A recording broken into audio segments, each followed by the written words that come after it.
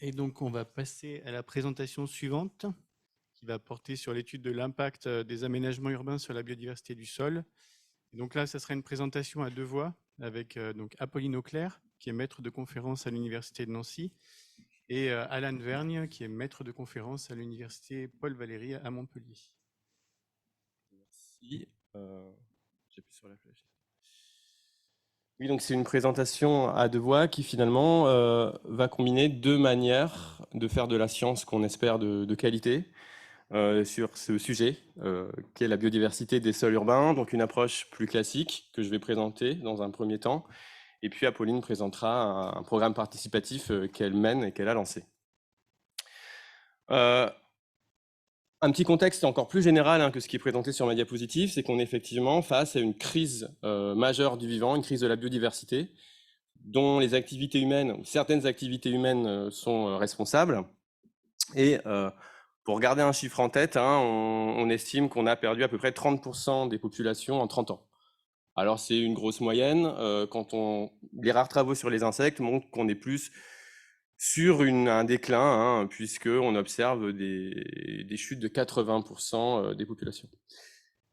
Donc pour certains collègues SHS, je sais qu'il y en a dans la salle, dénoncez-vous, on parle même de massacre. Donc c'est un terme aussi qu'on doit garder en tête quand on travaille sur ces sujets qui sont éminemment importants à bien des titres.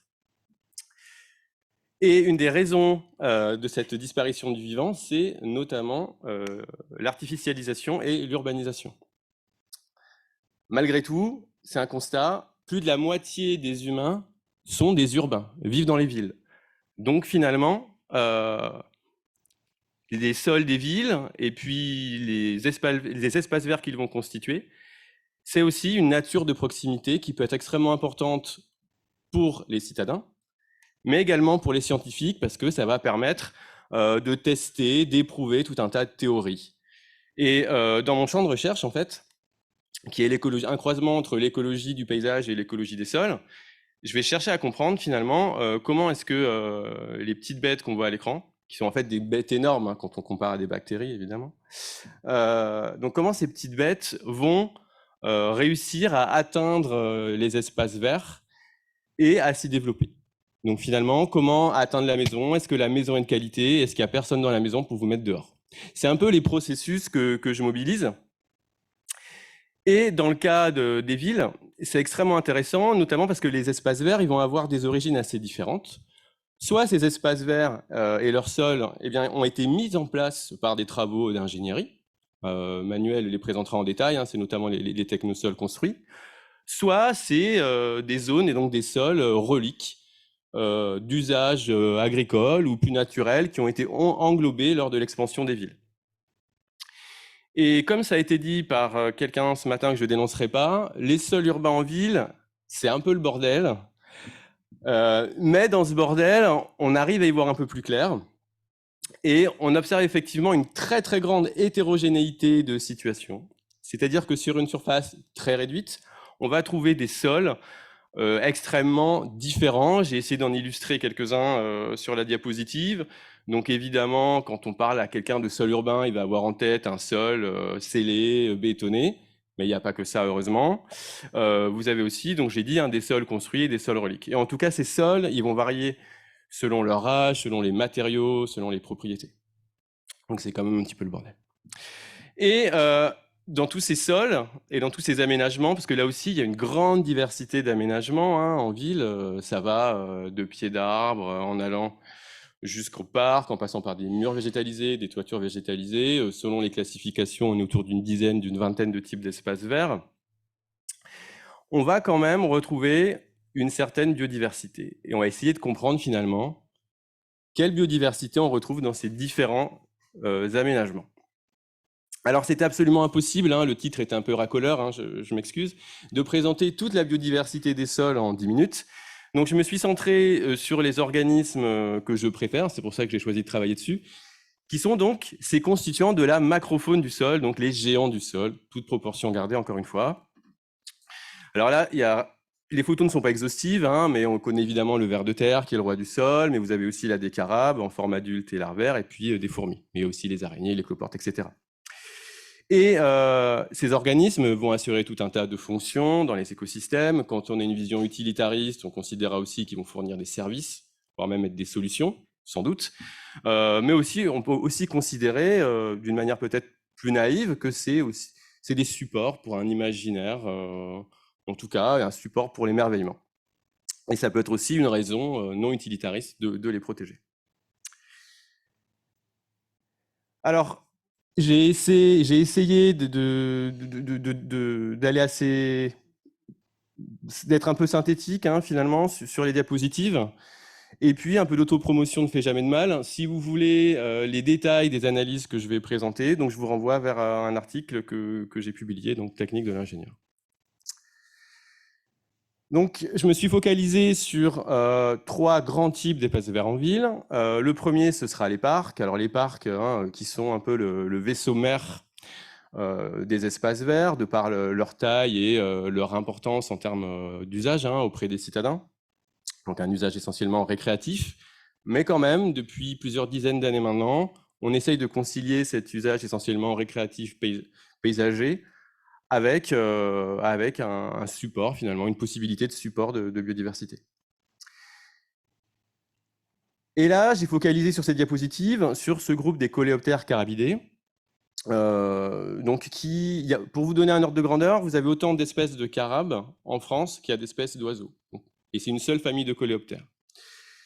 Et ces carabes, la majorité d'entre eux sont des prédateurs généralistes, c'est-à-dire qu'ils ne vont pas avoir une seule proie, mais ils vont avoir une quantité de proies. Donc ils ont un rôle extrêmement important dans les chaînes trophiques.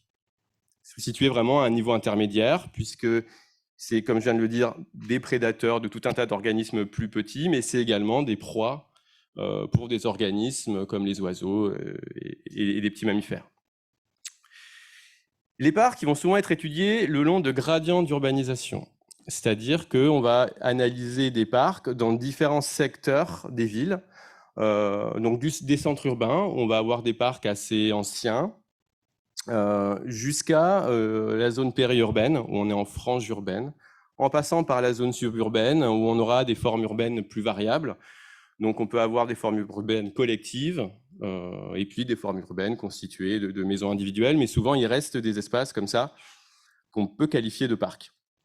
Et ces études, elles se focalisent quand même sur des espaces forestiers au sein de ces parcs, puisque ces parcs, ils sont souvent constitués d'espaces à caractère forestier un peu plus fermés avec des arbres, et puis des espaces totalement ouverts, les pelouses sur lesquelles on fait des pique-niques, on joue au foot, etc. Les pauvres carabes. Donc quand on regarde ces résultats, ce qui ressort, c'est que c'est extrêmement variable. C'est-à-dire sur une abondance totale en carabes, on n'est pas capable de dire finalement s'il y a plus d'abondance dans les centres des villes qu'en périphérie, voire en milieu plus naturel. Mais je me dépêche. Par contre, ce qui va ressortir, c'est que quand on considère des groupes fonctionnels, au sens de l'écologie des communautés, donc par exemple des espèces forestières, on note là un réel déclin des abondances avec l'urbanisation. Et ces espèces forestières, elles sont aussi souvent aptères, c'est-à-dire qu'elles sont incapables de voler par rapport à des espèces plus généralistes. Ce qui fait finalement que nous, on s'interroge sur le rôle de la perte de la connectivité de ces espaces dans l'explication de ce déclin des espèces forestières. On a mené une expérimentation quand j'étais en thèse. On a réintroduit des carabes forestiers dans des espaces où on n'en trouvait plus, des espaces gérés par la ville de Paris. Et on a observé qu'on n'avait pas de différence en termes de taux de survie, en termes de survie, entre ces populations réintroduites et puis les populations dans des zones plus naturelles où on avait été capturer ces carabes. Donc vraisemblablement, dans la majorité des parcs, les conditions, elles semblent suffisantes pour abriter des populations de carabes forestiers. Pas tous, évidemment, une partie d'entre eux. Par contre, c'est ce que je disais au début de mon propos, cette maison, même si elle est de qualité, à cause de cette perte de connectivité, les carabes sont incapables par eux-mêmes de l'atteindre. Au niveau des effets locaux plus positifs qu'on a mis en évidence, pour l'instant, là aussi, c'est un champ de recherche qui est encore actif et qui n'est pas stabilisé.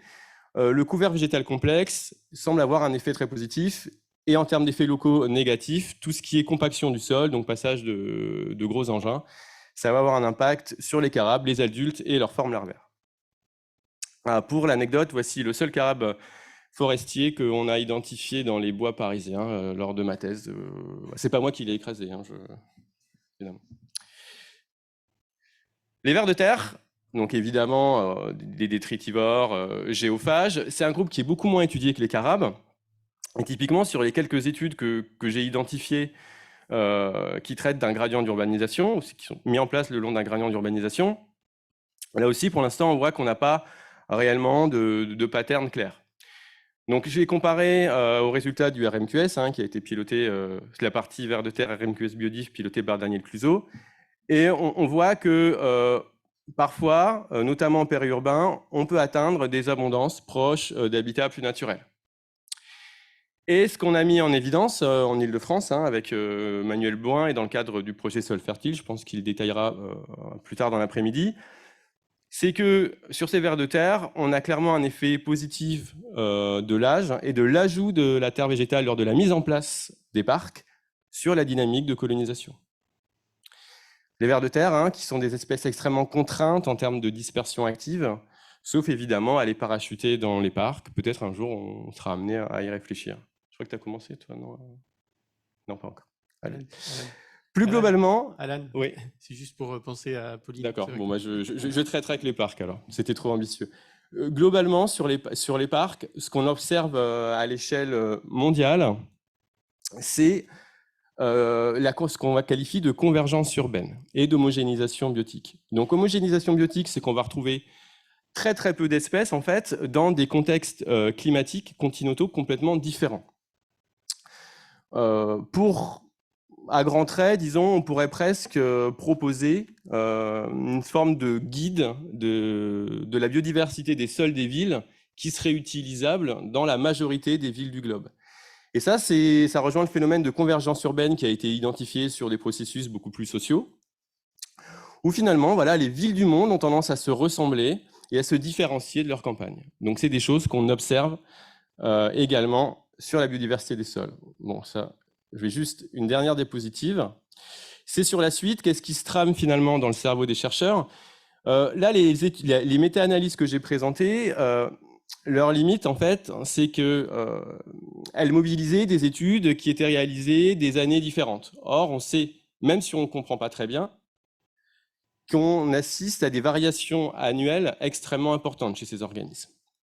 Donc, dans les deux projets que j'ai présentés ici, l'objectif, en fait, c'est d'échantillonner de manière synchrone, donc la même année, une grande quantité d'usages urbains dans le cas de Bise, et puis des usages beaucoup plus larges à l'échelle du territoire dans le cas du Petit Gard. Et l'objectif, finalement, c'est pour nous de mieux comprendre les échanges potentiels d'organismes entre ces différents usages. Alors ça renvoie aux trames vertes, hein, ça a été évoqué. Nous, on réfléchit à la notion de trame brune également, parce que les trames vertes et les trames brunes ne sont pas toujours synonymes. Et également, en termes aussi de pouvoir transformant, réfléchir à une échelle territoriale, ou à une échelle de coopération territoriale dans le cadre de Bise, hein, puisqu'on est sur 4 territoires disjoints. On estime que c'est une échelle intéressante pour essayer de conserver cette biodiversité qui semble quand même assez malmenée. Dans les deux projets, il y a des sciences participatives et ça me permet de faire la transition avec la présentation de ma collègue. Merci Alan pour ton exposé. Donc je fais juste un petit coucou aux étudiants de l'ENSAIA, j'espère qu'ils écoutent assidûment depuis le début de la matinée. Ouais, ils sont pas là, faut vérifier parce que... Donc oui, on a pensé que c'était intéressant aussi de vous présenter un outil de sciences participatives. Je pense que vous êtes au courant maintenant qu'il y en a de plus en plus qui existent et pour le coup, on a choisi Jardi Biodiv. Donc pour vous expliquer l'histoire, ça a été créé en 2017, pardon. Donc grâce à un partenariat avec l'INRAE de Bordeaux qui a permis, en fait, je le dis assez souvent, de gagner du temps parce que tout ce qui est outils informatiques, ça coûte cher souvent. Et donc là, j'ai eu la chance d'avoir une plateforme déjà toute prête pour développer cet outil. Donc j'avais une plateforme et j'avais juste besoin ensuite de remplir les pages pour accompagner les participants sur ce sujet. Alors c'était quoi l'objectif scientifique? C'était justement d'aller dans les jardins privés, puisqu'on en parle depuis tout à l'heure. on pense que ça pourrait être aussi des réserves de biodiversité qui ne sont pas négligeables en ville. Et donc, comment faire pour aller dans les jardins privés? À part taper à la porte, je pense qu'on n'aurait pas été très bien accueillis. Donc, l'idée était d'utiliser un outil qui peut être utilisé par le plus grand nombre de personnes. Alors, bien sûr, on pourra reparler de tout ce qui est valeur de la donnée, on en avait un peu parlé tout à l'heure. C'est toujours discutable, mais en tout cas, c'était l'ambition d'agréger le plus de données possible. Et aussi de sensibiliser, parce que je pense qu'on en parle depuis ce matin, la biodiversité des sols n'est pas toujours très connue. Donc si on arrive à avoir des outils qui font un peu les deux à la fois, pourquoi pas. Et donc je me suis focalisée sur les invertébrés rampants à la surface des sols. Donc je précise parce qu'il y a l'OPVT, on en parle souvent sur les vers de terre. Et là l'idée c'était d'avoir un outil qui complète les données sur les vers de terre. Et puis, on a parlé de la trame brune parce qu'en effet, on est vraiment dans cette volonté aussi de parler avec les acteurs de la ville pour vraiment faire attention à la connectivité entre les sols, parce que même s'il y a la trame verte, les sols ne sont pas toujours continus et ça peut poser des problèmes pour la biodiversité. Alors, ensuite, du coup, je voulais aussi vous parler du côté technique. Donc, c'était juste une plateforme informatique, il y avait des formulaires à remplir. Et après, en 2020, j'ai eu l'opportunité de développer l'application smartphone. Là, ça a tout révolutionné, vous verrez les chiffres après. Il y a eu beaucoup plus de participation. Je pense qu'il faut aussi avoir ça en tête si on veut développer des outils qui sont adaptés pour le plus grand nombre. Beaucoup de personnes aiment les applications smartphone, donc il faut aussi s'adapter à ça. Donc comment ça marche? En fait, je me suis juste inspirée d'un outil qu'on utilise très souvent en recherche, donc le piège Barber, que vous connaissez peut-être parmi vous. Et c'est juste un piège, enfin un verre qu'on met dans le sol, on l'aligne bien à la surface du sol, on met du vinaigre, nous les scientifiques, pendant 7 jours et on récupère ensuite la biodiversité qui est dedans. Pourquoi je souris en disant nous les scientifiques? C'est qu'on a l'habitude de faire ça et on tue les organismes. Donc quand vous proposez ça aux citoyens, vous imaginez les retours. Donc c'est très bien parce que là j'ai plein de retours d'élèves, de lycéens, d'enseignants qui disent c'est plus possible, je le fais une fois mais pas plus. Donc en 2019, ils ont accepté de le faire une fois en tuant les organismes, mais il a fallu adapter nos méthodes. Et ça, c'était très intéressant, même pour nous les scientifiques, de se remettre en cause. Et donc grâce à ça, on l'intègre aussi dans la NRBIS dont je reparlerai après. Donc là, vous voyez le protocole qui est en bas à gauche de l'écran, avec un coton humide trempé. La seule chose, c'est qu'on ne veut pas tuer les organismes, vous avez compris, donc il faut le vider souvent. Donc si on demande aux citoyens de le vider souvent, ça demande plus de présence sur le terrain, etc. Donc des ajustements à faire. Mais c'est jouable. Donc, du coup, juste pour vous dire un peu l'histoire, entre 2017 et 2021, c'était développer des partenariats. J'ai eu la chance de travailler aussi avec le laboratoire Tous Chercheurs qui est à Nancy, donc c'est pratique, c'est en local. Et c'est vraiment un laboratoire au sein de l'INRAE qui accueille du public extérieur avec des laboratoires. Ils mettent une blouse, des chaussons, donc les écoles viennent et ils peuvent suivre tous les protocoles scientifiques. Donc ça donne vraiment envie. Bien sûr, il y a eu d'autres partenariats qui ont été réalisés. Je n'ai pas le temps de tout développer, surtout en local. Pour moi, c'était plus pratique. Et puis, depuis 2019, j'ai eu la chance d'avoir aussi l'outil Jardi Biodiv qui a été intégré dans plusieurs projets. Et vous allez voir les dates, c'est assez rigolo, entre guillemets, parce qu'en 2017, Sciences Participatives, on n'en parlait pas plus que ça, à part au Muséum d'Histoire Naturelle, bien sûr, pour les papillons, les oiseaux, ça c'est sûr, mais moins pour le sol. Et là, il y a vraiment un grand boom où on essaye, et tant mieux, de développer ce genre d'outils. Donc, il y a le projet ANRBIS dont Alan est porteur et il vous en a parlé juste avant. Donc on a vraiment tout un développement, on pense même à faire des caméras, pièges, photos pour la biodiversité des sols, donc on va très loin en innovation pour se faire plaisir aussi, donc ça fait du bien avec les citoyens. Le projet Sol en Ville, donc c'est un projet plus local à Strasbourg, donc là c'est même avec l'Eurométropole de Strasbourg qui a intégré des associations. Sur 2 ans, on fait une grosse étude sur la pédofaune urbaine. Il y a le projet OFB qui va démarrer sur succession d'usage des sols urbains. Donc là, c'est avec le CEREMA et pareil, il y aura un volet participatif. Et là, tout récemment, un projet AEDEM CO3 qui a été accepté. Et là, on va même dans les SHS pour en reparler. Et ça me fait vraiment plaisir. On va parler de psychologie environnementale. Donc, on va même prendre en considération la sensibilisation et voir aussi la perception. Parce que je pense que vous avez remarqué, quand on parle de vers de terre, araignées, on aime de plus en plus, mais il y a quand même du boulot. Et donc, si on a des psychologues environnementaux qui nous accompagnent pour savoir ce qui se passe dans le cerveau des gens et pour les sensibiliser encore mieux et plus durablement, ce sera très bien. Voilà, donc si vous voulez en apprendre plus, il y a eu un article qui a été réalisé pour le bilan 2017-2019 sur le protocole, comme je vous ai dit, qui était létal. donc avec l'Association française d'études des sols et la revue Études et gestion des sols. Donc n'hésitez pas à vous plonger dedans si vous voulez voir ce qui en est ressorti. Et ce qui est assez drôle aussi, c'est que je l'ai proposé dans les jardins, mais beaucoup me l'ont demandé pour la forêt, les jardins pas qu'en ville, à la campagne. Donc j'ai dû développer aussi avec l'application smartphone d'autres sites potentiellement utilisables et étudiables par cet outil. Il y a un livre aussi donc, qui a été sorti justement parce qu'il n'existe aucun livre actuellement sur la biodiversité des sols. Donc j'ai essayé de me lancer pour proposer un début de clé d'identification. Ça vaut ce que ça vaut. On ne peut aller que au grand groupe hein, quand on veut considérer ces invertébrés-là. Et en plus, on ne peut pas former les gens en parallèle. Donc ça demanderait des semaines et des semaines de formation. Mais là, au moins, il y a un début. Et ça parle aussi de toute la démarche sciences participatives pour les enseignants qui veulent se lancer encore plus. Et donc, avec l'association des petits débrouillards, j'ai eu la chance aussi de faire une belle rencontre. On a fait tout un classeur sur la biodiversité des sols en général. Et donc là, l'idée, c'est d'intégrer les sciences participatives, même au sein de la médiation scientifique. Comme ça, nous, les chercheurs, on peut récupérer encore plus de données, parce qu'il y a plein de données perdues quand il y a des médiateurs qui font des formations avec d'autres personnes. Et un bilan rapide, c'était pour vous montrer avec l'application en un an. Donc j'ai eu la chance de récupérer donc 120 participants qui se sont inscrits. Donc là, c'est à force d'avoir le réseau hein, qui se développe, bien entendu. Ah oui, je ne l'ai pas dit, avec la NRBIZ, on est aussi avec le Muséum d'histoire naturelle. Donc il y a une petite partie de Jardi Biodiv qui sera intégrée dans un plus gros outil qui va voir le jour très bientôt, qui va s'appeler QUBES. Et ça veut dire qualité des sols urbains. Ouais, bon, il ne sait plus. Qualité de la biodiversité des sols, un truc comme ça. Enfin, bon.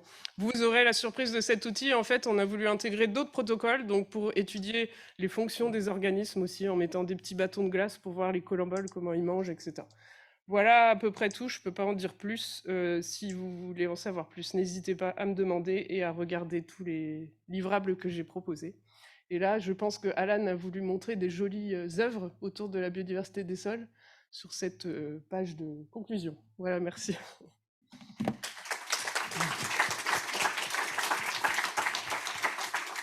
Merci à tous les deux. Donc, on va prendre les questions dans la salle. C'est pas très... Questions? Il y a des questions sur le... Une question sur le chat. À part une félicitation à Pauline. Et Alan, il n'y a pas de félicitations? Geoffroy, c'est Stéphane, C'est quelqu'un de ta famille, non? non, les étudiants, je pense. Il y a une question. On a moins.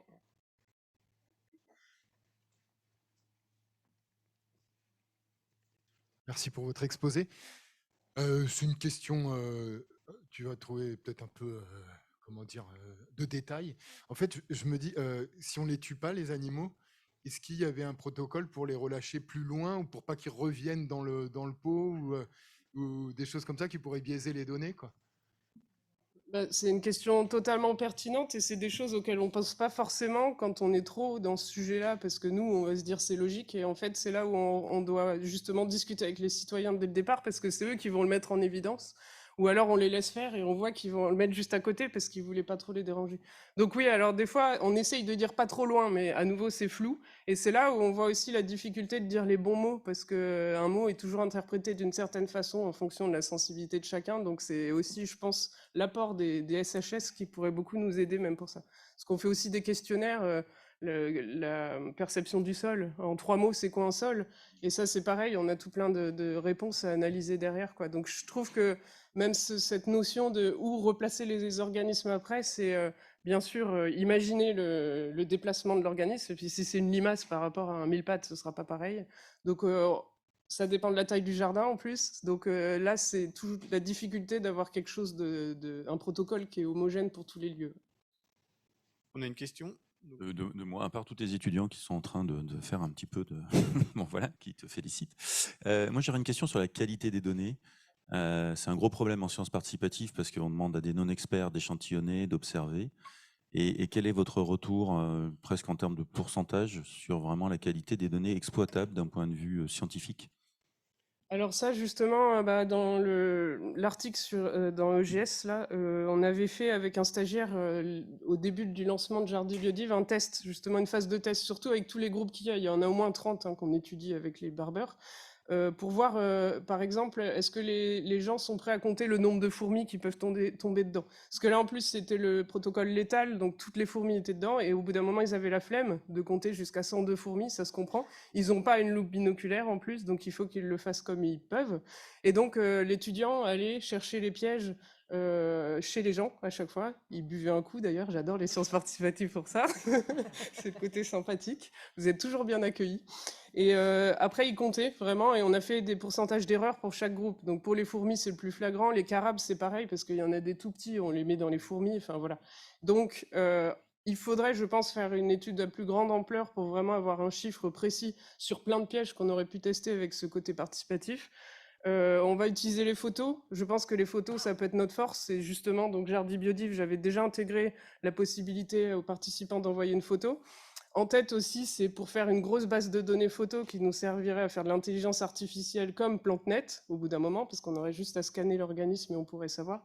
Et on est vraiment aussi dans ce développement-là et cette réflexion-là pour essayer d'éviter d'avoir ces problèmes de rigueur. Et puis, façon PlanteNet aussi, c'est qu'au bout d'un moment, à force de sensibiliser, il y a plein de gens qui auront envie d'étudier la biodiversité des sols, parce qu'il y a aussi ce bémol encore actuellement.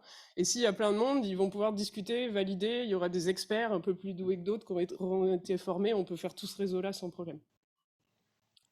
Une dernière question, vas-y. Ouais, moi j'ai une question pour Alan. Enfin, je crois que c'est pour toi. Ça concerne la perte de connectivité. Donc, tu as dit que tu avais fait la réintroduction. Et, on peut imaginer que cette réintroduction, les animaux vont se reproduire, mais il ne va pas y avoir un risque génétique qui font que de toute façon la réintroduction ne sera pas efficace s'il y a une perte de connectivité. L'objectif de la réintroduction, c'était pas en fait de réintroduire des populations viables ou de renforcer des populations en ville. L'idée, c'était de pouvoir quantifier sur une période de temps assez courte les différences de taux de survie entre ces zones urbaines déconnectées, dans lesquelles on a réintroduit des carabes, et puis les zones où on est allé les chercher, où on a des densités normales. Voilà. Je ne sais pas si ça peut se massifier, tu vois. Le souci, effectivement, d'avoir recours à ce qu'on appelle la dispersion assistée, c'est qu'évidemment, il faut le refaire à intervalles réguliers souvent. Donc l'objectif, c'est quand même plutôt d'avoir une action vraiment transformante sur le territoire et de remettre en place ou de mettre en place des corridors, des connectivités, etc. Mais qui ne servent pas qu'aux carabes, hein. Évidemment, on est en ville, l'idée, c'est pas de faire des corridors qu'à carabes. Bien d'accord là-dessus. Non, mais du coup, si tu veux, c'est avec mon côté bureau d'études, on pourrait mettre ça serait vachement magique. Du coup, est-ce qu'il y a l'idée éventuellement d'aller voir la réintroduction qui a été faite, ce que ça donne, si elle est encore autant, moins. On pourrait faire ça, oui, c'est vrai. Ça donnerait des arguments pour éventuellement développer plus les corridors. Ouais, après, après, ça a été publié, hein. Donc, j'en ai mis à peu près une centaine, si tu veux. J'ai suivi une centaine d'individus par site, sur 5 sites. L'idée, c'était vraiment pas de faire une action de réintroduction. Il en faudrait, je sais pas, 10 fois, 100 fois plus, à mon avis. Merci, un grand merci à tous les deux.